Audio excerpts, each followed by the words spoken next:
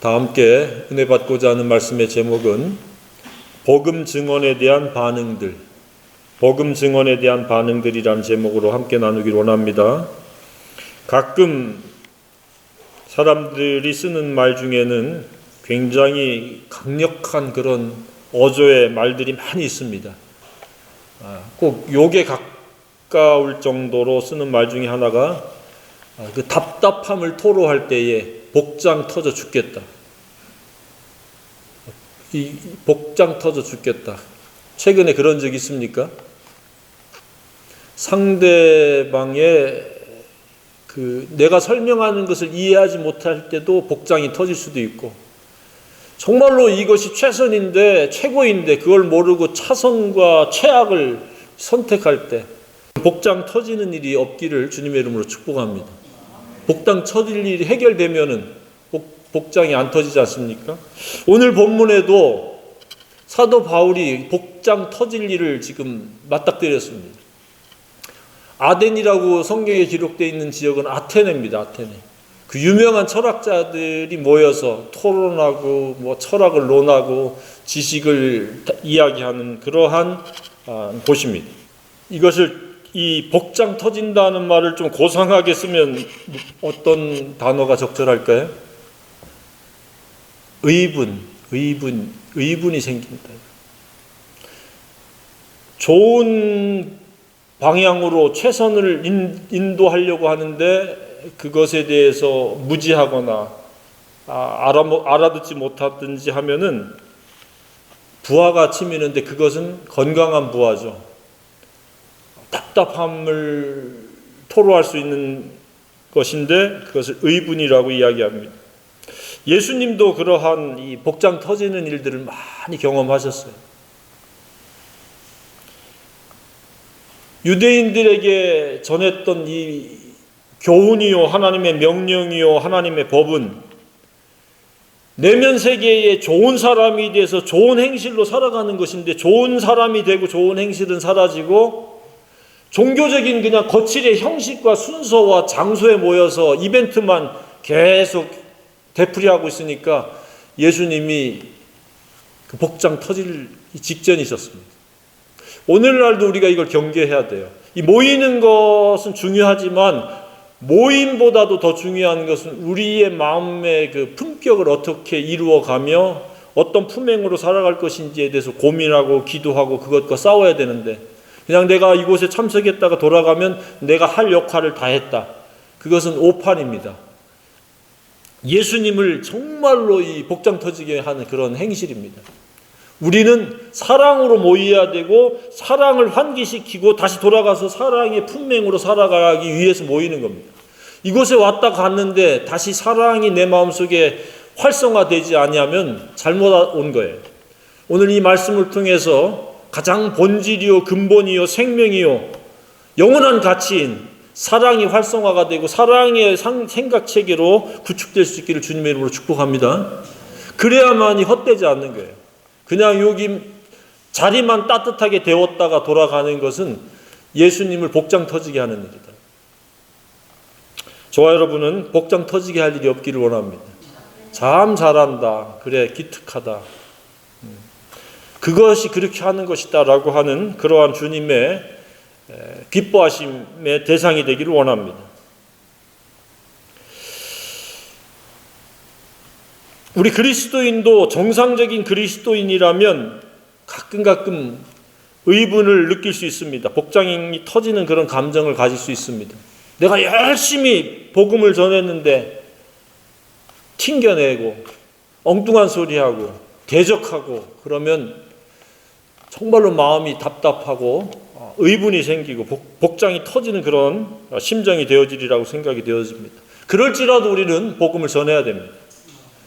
절대 복장 터질 것 같아도 복장은 절대 터지지 않습니다. 그러니까 끊임없이 전하면 그것도 이제 단련이 돼서 복장이 터지는 게 아니라 그냥 긍휼히 여기는 마음으로 대처하게 될 수 있으리라고 생각이 되어집니다. 사도 바울의 의분은 오늘 본문에는 격분이라는 단어로 쓰고 있습니다. 격한 분노. 아주 폭발적인 활화산과 같은 그러한 분노가 일시적이지만 끌어올랐다는 얘기예요. 바울은 오직 복음을 위해서 살아가는 생애를 살았기 때문에 그도 그럴만하다고 생각이 되어집니다. 우상이 가득했고 그 우상 중에는 알지 못하는 우상까지, 신까지 있었던 겁니다. 그러한 장소를 맞닥뜨린 것은 이제 그 사도 바울이 성령의 인도함을 받아서 아마 아테네까지 온 것 같아요. 그래가지고 그 대표적인 그 두 양대 철학의 사람들 앞에서 이제 그 변론을 하게 됐습니다. 근데 그 앞서서 사도 바울의 그 일상생활은 어떤 일상생활이냐? 그냥 복음을 전하는 게 그의 일상생활이었어요. 17절에 회당에서는 유대인과 경건한 사람들과 또 장터에서는 날마다 만나는 사람들과 변론하니 그는 이 장소가 됐던 저 장소가 됐던 오전이 됐던 오후가 됐던 대상이 누구든지 계속 복음을 전하면서 그의 생애를 진행시켰다는 사실입니다. 저와 여러분의 생애도 경제활동이라는 사회생활이라고 하는 그런 그 테두리가 있지만 그러나 내용적으로는 대상을 불문하지 않고 장소를 불문하지 않고 복음을 전할 수 있기를 간절히 소망합니다. 그것이 우리의 책무입니다. 책임입니다. 역할입니다. 그래서 그들에게 그들 중에서도 이 대표 아마 말쟁이들은 바울이 아니고 이들이었을 텐데 바울은 그들 앞에서 주눅들지 않았습니다. 왜? 바울이 믿고 있는 예수 그리스도로 말미암는 십자가 복음은 이런 철학과는 비교할 수 없기 때문에 그렇습니다. 철학은 사람들의 아이디어에서 인간의 관점에서 나온 것이라면 복음은 하나님께서 우리에게 주신 유일한 은혜의 선물이기 때문에 그렇습니다. 누가 십자가에 죽고 누가 부활할 수 있습니까? 그러나 세상은 온갖 철학으로 팽배되어 있습니다. 그 중에서 대표 철학이 뭡니까 오늘? 에피쿠로스 철학이에요. 쉽게 얘기하면 쾌락을 추구하는 철학이에요. 인생은 단 한 번뿐이니까 먹고 즐기고 놀자. 그런 사람들 있죠. 철학에 대해서는 몰라도 삶의 행태는 그런 사람들이 많이 있어요. 단 한 번인데 아껴서 뭐하냐 라고 이야기하면서 그냥 보는 것, 갖는 것, 듣는 것, 하고 싶은 거 하는 것, 그게 오로지 그들의 그 목표예요. 이들은 유물론자들이며 쾌락에 의한 행복이 가장 위대한 덕목이라고 여기는 사람들이었습니다. 두 번째는 스토아 철학인데 이것은 금욕주의입니다. 제논이 창설한 범신론적이면서 향락주의를 배격하고 도덕주의를 강조하고 이성에 의한 자기 통제를 주장하는 무리들입니다. 그런데 이런 사람들은 주로 이제 종교심이 매우 강해서 고행을 한다든지 철저하게 율법적으로 이것은 안 되고 저것은 되고 그리고 음식도 이것은 안 되고 저것은 되고 철저하게 자신을 피곤하게 하고 힘들게 하는 그런 금욕주의의 사람들이 있어요. 꼭 이러한 철학에 바탕을 두지 않아도 꼭 그런 사람들이 세상에는 많아요. 그래서 한 7, 80%는 쾌락주의고 1, 20%는 이 금욕주의에 해당되지 않을까라는 생각을 해보게 됩니다. 우리는 쾌락주의도 금욕주의도 아닌 예수 십자가 복음을 믿는 사람들이 되어야 한다고 생각이 되어집니다. 그래서 쾌락주의자가 됐든 금욕주의자가 됐든 복음이 필요한 겁니다. 복음만이 그들을 그러한 철학에서 구원해낼 수 있습니다. 철학이라고 하는 단어 앞에는 성경에는 반드시 수식이 붙어요. 어떤 수식이 붙어요? 그냥 철학이라고 한 적이 없어요. 망령된 철학. 사람으로부터 나와서 하나님의 방법에 의한 행복과 하나님의 나라를 누리는 것이 아니기 때문에 망령된, 치매 걸린 사람이 떠들어대는 이야기와 같다. 그래서 여러분들 철학, 십자가 복음을 위한 것이 아니면 웬만한 철학에 대해서 관심을 끊는 게 오히려 좋습니다. 정신건강에 유익합니다. 말장난이 대부분인 겁니다. 그리고 행복할 수 없습니다.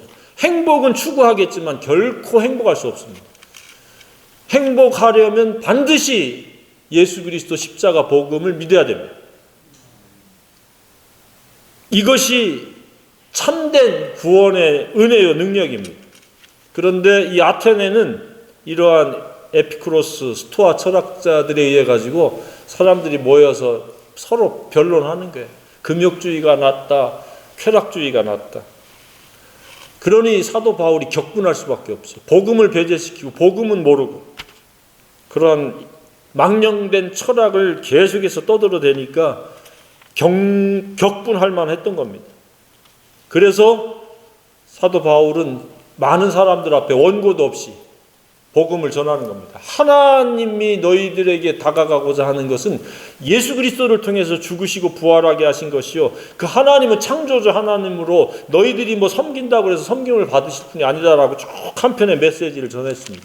그게 오늘 이렇게 쭉 본문인 겁니다. 그리고 이상한 것을 전한다, 그들의 그 반응이 그랬습니다. 그래서 첫 번째 반응이 어떤 반응이었어요? 첫 번째 그들의 반응은 이상한 것으로 우리에게, 우리 본문에 보면 어떤 이상한 것을 우리 귀에 들려주니 그 무슨 뜻인지 알고자 하노라. 이상한 것이다. 근데 이걸 번역을 하면은 생소한 것, 듣도 보도 못한 것을 우리에게 전한다 라고 이렇게 반응을 했습니다. 듣도 보도 못한 사람들을 위해서 우리가 복음을 전할 필요가 있습니다. 자, 그 다음에 두 번째 반응은 무엇입니까? 조롱했습니다. 한참 건너뛰어가지고 그들이 32절에 그들이 죽은 자의 부활을 듣고 어떤 사람은 조롱도 하고, 복음을 전하다 보면 가끔씩 있습니다. 직접적으로 간접적으로 조롱하고 비웃고. 그게 대표적인 게 뭡니까? 구원을 주려면 10원을 달라. 예수를 믿느니 내 주먹을 믿으라. 이런 게 이게 조롱 아니에요? 그래도 우리는 아랑곳하지 않고 포기하지 않고 복음을 전해야 된다고 믿습니다. 세 번째 반응은 무엇입니까? 네 말을 다시 듣겠다 하니. 들어보니까 뭔가 관심과 호기심을 충분히 자극을 했습니다. 그래서 기회가 되면 다시 듣겠다. 아시다시피 이 세상은 적극적인 20%와 중도적인 60% 그리고 극단적인 반대의 20%로 이루어져 있습니다. 대부분 그렇게 맞습니다. 그래서 한 나라에 복음이 전파되면 약 15% 전파되면 그 다음부터 퇴색되어지는 거예요. 복음이 20%까지도 안 가요. 그리고 그 15% 중에서 약 3%만 제대로 믿는 거예요. 그렇게 따져보면 그 적극적인 20%의 확률이 나오는 겁니다. 그 적극적인 복음을 믿는, 그리고 복음을 잘 믿는 그런 퍼센트지에 속하는 저와 여러분이길 원합니다. 그냥 교회 다니는 사람의 부류가 아닌 복음이 이끌어가는 삶, 복음이 그 능력이 되어지고 복음으로 행복한 사람이 되어야 합니다. 근데 이 다시 듣겠다고 하는 사람들의 특징은 뭐예요? 그 순간을 면피하는 그러한 용도가 많아요. 이제 체면 때문에. 그 열심히 복음을 전하는 사람의 체면을 생각해서 그냥 안 믿겠다 이러버리면 그 마음에 상처를 줄까봐 그나마 양심적으로 다시 듣겠다. 그런데 다시 듣는 경우는 거의 없어요. 다음을 말하는 사람들 중에 다음에 그 말한 것을 이루는 사람이 거의 없어요. 다는 아니겠지만 거의 그렇습니다. 그래서 사탄이 좋아하는 것은 다음에, 다시, 오늘 지금이 구원의 날이라고 믿으시길 바랍니다. 다음이라고 하는 날짜는 우리에게 보장되어 있지 않아요. 지금도 어디선가는 사건 사고로 순간적으로 목숨을 잃는 사람들이 있을 거예요. 그런데 그 당사자는 그렇게 목숨을 잃을 줄 알았겠어요? 지금도 어디선가 교통사고가 나고 어디선가 스스로 목숨을 끊기도 하겠지만은 사건 사고 속에서. 그래서 내일은 없어요. 오늘 마지막 날인 것처럼 살아야 돼요. 그래서 오늘 예수를 믿어야 되고 오늘 내가 사랑해야 될 사람을 사랑하고, 그렇게 내가 사랑할 사람들을 사랑하면 내 마음은 지옥이 아닌 현세 천국이 되어지는 거예요. 성경이 가르치는 교훈은 그거예요. 내일 사랑하는 거는 사탄이 하는 방식의 사랑이에요. 하나님의 방법은 오늘 사랑할 사람을 사랑하고, 오늘 대접할 사람은 오늘 대접하고, 오늘 기도해 줄 사람은 오늘 기도해 주고, 오늘 격려가 필요한 사람은 오늘 격려해 주는 거예요. 그리고 내일 되면 내일 또다시 시작합니다. 절대 좋은 것을 내일로 미루지 않기를 바랍니다. 양치하는 걸로 내일 미루면 어떻게 돼요? 이가 썩잖아요. 발을 씻어야 되는데 내일로 씻으면 어떻게 돼요? 냄새가 나잖아요. 자신에게나 다른 사람에게. 마찬가지 좋은 일도 그래요. 오늘 해야 될 거 안 하면 내일은 기회가 바빠서 또 못하게 되고, 또 그런 기회를 만들 수 없는 그런 멀리 어디로 기차 타고 어디 떠나버릴 수도 있잖아요. 그래서 오늘이 마지막 날이고, 오늘 은혜를 받아야 되고, 오늘 사랑을 해야 됩니다. 라고 하는 그러한 반응을 해야 됩니다. 말씀을 들어도 오늘 듣고 오늘 순종하기 시작해야지, 내일 순종해야지 하면 내일 언제 그랬냐는 듯이 또 싹 잊어버려요. 자, 제일 중요한 반응은 어떤 반응이에요? 마지막 반응이죠. 복음을 전하면 다 이렇게 전혀 알지 못하는 그 생소한 것을 전하네? 하고 멀뚱거리는 그런 부류가 있고, 조롱하는 부류가 있고, 다시 듣겠다고 하고 그렇게 체면치레하고 가는 사람이 있지만, 그럼에도 불구하고 그렇지 않는 소수가 있다는 겁니다. 그게 이제 그 34절에 몇 사람이 있습니다. 아마 바울이 다수에게 몇백 명, 최소 몇백 명에게 전했을 겁니다. 근데 몇 사람이 그를 어떻게 했어요? 가까이 하여 믿으니. 아멘? 다 안 믿는 것 같고, 다 조롱하는 것 같고, 다 다음으로 미루는 것 같은데, 그럼에도 불구하고 이 몇 사람이 가까이서 믿었습니다. 근데 아주 소수였던 것 같아요. 지금 3사람 내지 4사람 등장하잖아요. 확률이 아무리 떨어져도 복음을 전하면 누군가를 믿게 돼 있다는 사실입니다. 요즘은 굉장히 완악하고 강팍합니다. 복음을 도무지 관심을 갖지도 않고 들으려고도 하지 않습니다. 왜? 너무 바쁘게 일하고 너무 많은 그 욕심을 가지고 삶을 살아가기 때문에 그 욕심 실현하기 위해서 너무 동분서주 바쁜 거예요. 그래서 차분히 앉아서 복음 전하기가 힘들어요. 그럴지라도 우리는 더더욱 복음이 필요한 시대임을 우리는 느껴야 되고 생각해야 됩니다. 그러기 때문에 더 복음이 필요한 시대이다.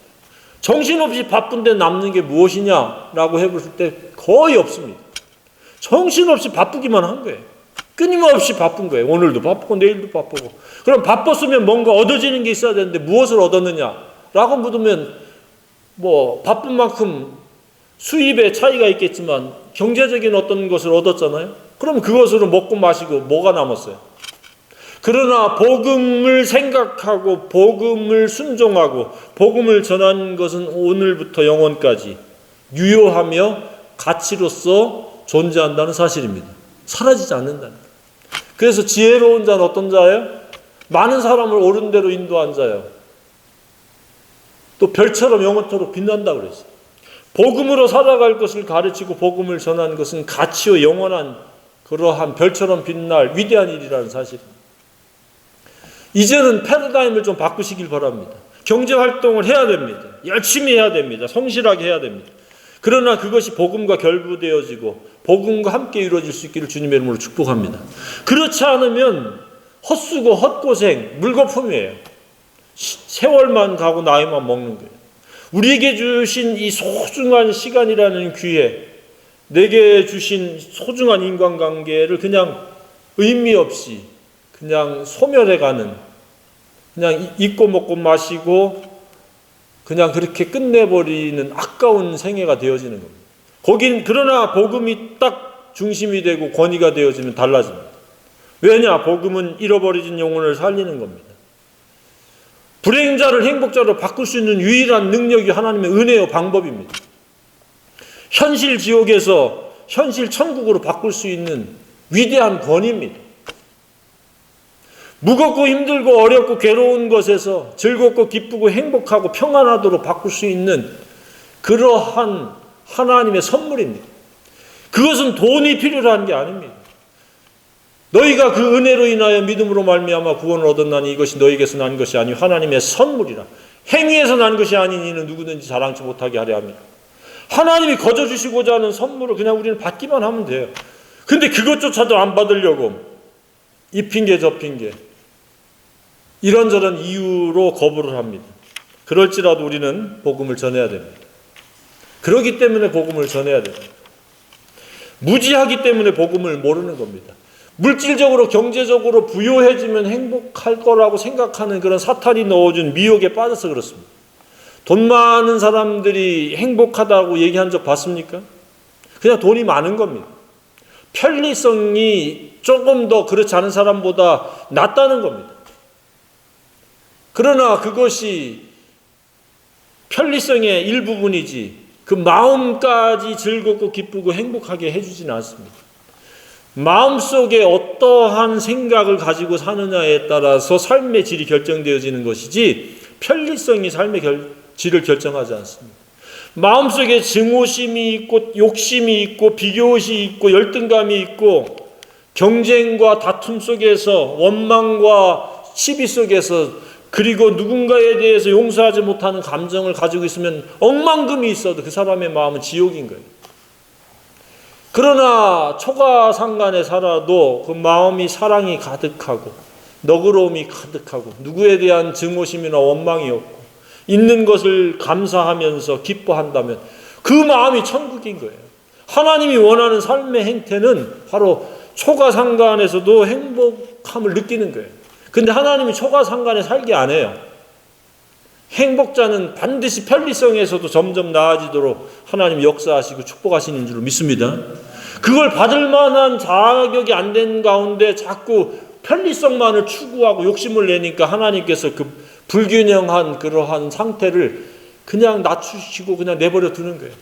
그래서 저와 여러분의 영성이 업그레이드 돼서 천국이 이루어지면 환경도 그와 유사하게 형평의 원칙에 맞춰서 같이 좋아질 거라고 믿습니다. 그리고 요즘 한국 사회에는 그렇게 큰 편리성의 차이를 못 느끼는 시대가 됐습니다. 그래서 우리는 있는 그대로를 감사하고 기뻐해야 됩니다. 그리고 내 마음 관리에 신경 쓰는 것이 바로 복음이 복음되는 겁니다. 예수 그리스도의 십자가의 그 엄청난 사랑이 나의 인격이 되도록 나의 그 생각체계가 되도록 계속해서 기도하고 그것과 시도를 하고 연합을 이루어내야 됩니다. 왜냐하면 내 자연적인 부모로부터 받은 유전적인 성향과 기질은 결코 나의 적대적인 사람을 사랑할 수가 없어요. 그러나 예수님과 나와의 인격적인 결합을 이루면 도무지 사랑할 수 없는 사람도 사랑할 수 있게 되어지는 것이 바로 복음의 능력인 줄로 믿습니다. 그러므로 우리는 천국이 이루어지는 거예요. 살다 보면 얼마나 억울한 일도 있고 얼마나 상처받은 일들이 많이 있습니까? 그랬을 때 내 육신의 생각으로 부모로부터 받은 기질로 반응하게 되면 몇 번이라도 마음속에서 때려 죽이고 또 남죠. 그렇죠? 복장이 터져서 죽고 상대도 죽고 나도 죽고. 그러나 예수 그리스도의 사랑은 그렇지 않습니다. 용서하고 또 용서하고 용서하는데 몇 번에 몇 번까지 용서하라고 그랬어요? 70번에 7번, 490번. 그럼 하루에 490번 용서하면 무제한 용서입니다. 마음속에 상처가 없기를 주님의 이름으로 축복합니다. 예수님이 상처로 말한다면 예수님보다 더 많은 상처를 받을 수 있겠습니까? 자신의 그 피조물들에게 침뱉음을 당하고 뺨을 맞으시고 가시면류관을 쓰시고 채찍을 맞으시고 옷을 제비뽑기로 빼앗기고 그런 모욕이 어디 있습니까? 그럼에도 그분은 사랑이시기 때문에 저희 죄를 용서해달라. 저들이 하는 것을 알지 못하고 나하고 취향이 비슷하고 나에게 유불리를 따라서 내가 사랑하는 것이 아니라 내게 허락되어지는 인간관계는 내가 사랑해야 될 대상들임을 인정하고 연약한 사람일수록 더 사랑하길 바랍니다. 나에게 유익을 주고 나에게 친절한 사람 사랑하기는 너무 쉬운 거예요. 얕은 사랑이에요. 근데 지독하게도 어린아이와 같고 뭘 못 알아듣고 이런 사람들이 혹이 있으면 그런 사람들도 예수 십자가의 마음으로 십자가를 지고 지독한 사랑, 그가 감동되고 변화될 때까지 사랑을 놓지 않는 그런 사랑을 할 수 있기를 주님의 이름으로 축복합니다. 복음이란 십자가 사건이기도 하지만 그것이 실천되어질 때는 사랑이라고 믿으시길 바랍니다. 그 십자가 복음이 사랑으로 역사돼서 강같이 물같이 흐르지 않으면 그 복음은 그것은 미혹된 가짜 복음입니다. 저와 여러분을 통해서 복음이 힘있게 강력하게 물처럼 강처럼 계속 흐르기를 주님의 이름으로 소망합니다.